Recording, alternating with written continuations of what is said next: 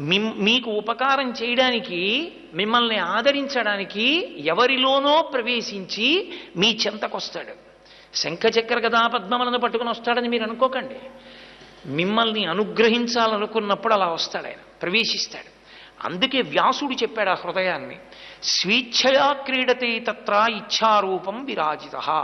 ఇప్పుడు ఆయన అలా ఉన్నాడు, బాగుంది.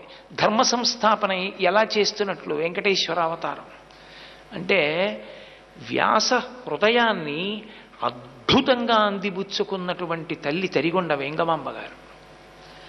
వెంకటేశ్వరావతారం గురించి వ్యాసుడికి తెలియడం గొప్ప విషయం కాదు. ఎందుకంటే వ్యాసో నారాయణ స్వయం, వ్యాసుడు సాక్షాత్ నారాయణుడు.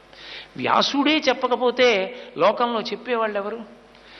చెప్పిన మహాతల్లి తరిగొండ వేంగమాంబ గారు చెప్పింది. ఎందుకని అంటే, తరిగొండ వేంగమాంబ గారి రచనలకి